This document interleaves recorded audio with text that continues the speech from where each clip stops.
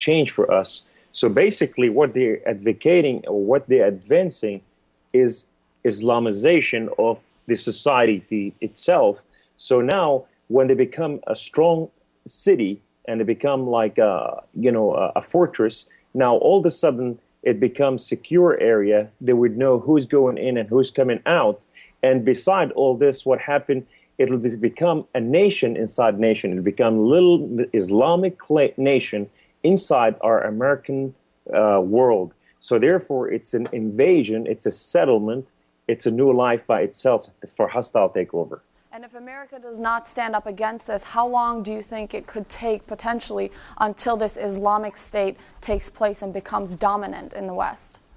In my humble opinion and my personal opinion, I believe as long as Mr. Obama is still leading our government and still advocating Islamization, and declaring in Indonesia and different side of the Islamic world that Islam is the holy of the holiest of religions, that he has chosen this religion for America and has selected this religion above all. So I would say in the next 2 years, they are the most critical 2 years in our life as American citizens to fight Islamization of this nation. Okay, Waleed, can you talk to us a little about the possible, there seems to be a gap, some people say, between the English translations of what goes on inside these mosques and the actual Arabic teachings of what goes on in the mosques. Are they the same, or is there something different? I mean, is the Arabic an important part of what to understand what's going on in here?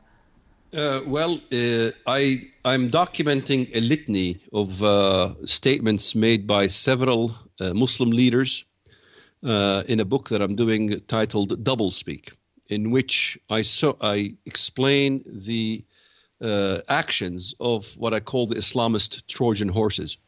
You will find tremendous amount of information of what is said in the English language is absolutely totally different than what is said in their own language. Even if the Imam is a Turkish or Afghan or different language, they speak in the language totally different what they say in the English.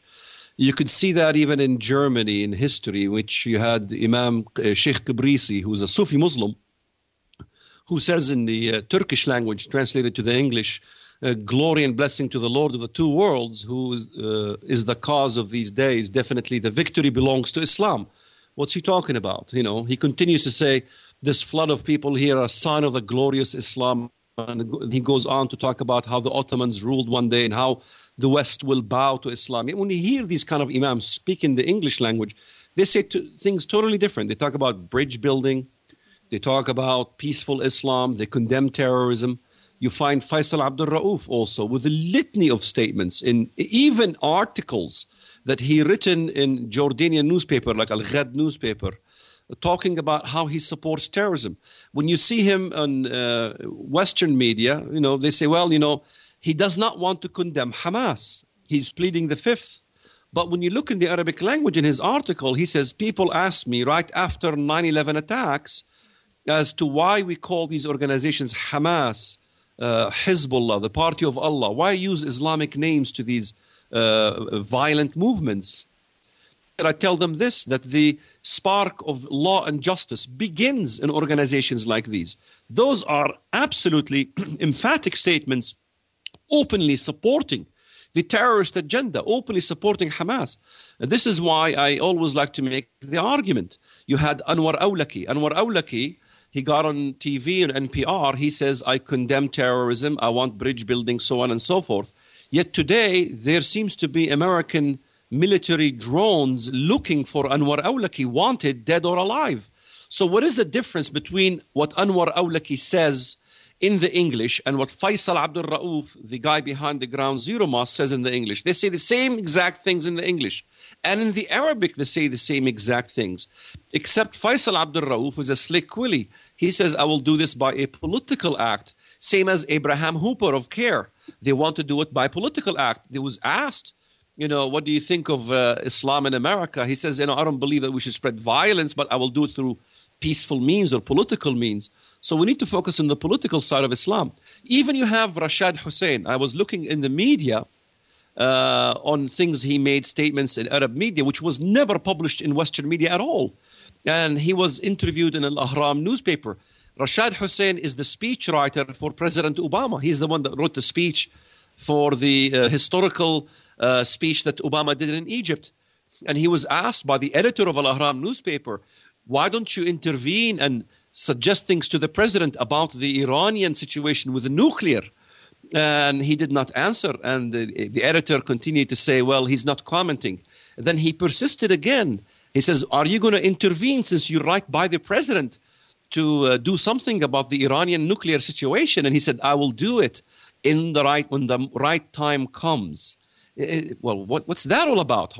Why would the speechwriter of President Obama be interfering in major issues like this? Yet those things go on in the Arabic news media, and nothing is being said anywhere in the West. I have a litany of these types of things said by imams, leaders, Muslim leaders. In fact, Americans are beginning to suspect maybe all imams are the same. They say one thing in the English and they say something totally different in the Arabic. They do have a point. Even I asked that question one time from James Woolsey. He was the head of the CIA. I said, name me a Muslim imam who does not promote violence. Name one, just one. Well, he chose a Sufi Muslim, Hisham Qabbani. I've never met a Sufi Muslim imam who's not violent, who doesn't promote violence. So he said, Hisham Qabbani. I said, excuse me, have you read his book, Armageddon? He says in his book that when the Mahdi appears, Christianity will cease to exist. At this point, he had no comments to say. In other words, even the experts in this country, here in the West, they really don't get it, that all imams are the same. There is no such thing as peaceful imams.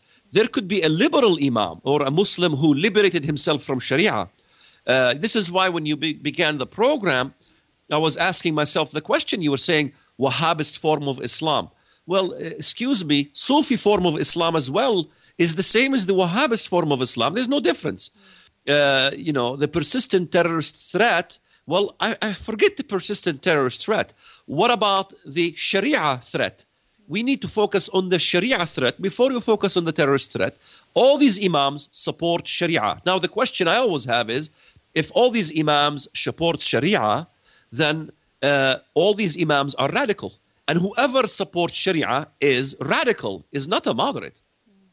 Well, so can you then tell us why we don't see in the West, why don't we see in these English media outlets the actual translation of what we see in Arabic media? Why don't they just translate it literally? The one thing Waleed just said is critically important. And Jim Woolsey and myself and a group of 17 others just wrote a book called Sharia, The Threat to America. And Waleed's point really needs to be underscored, that the threat assessment, the threat situation to the U.S. Constitution, to Americans, to Jews, to atheists, to whomever that holds to our doctrines and our founding principles, the threat is this Islamic, devious, deadly system called Sharia, which is the totality of their whole system, their Islamic jurisprudence, to the degree that a human being, and as a Christian, I have love and concern for all human beings, but to the degree that a human being is Sharia compliant, they become a threat to the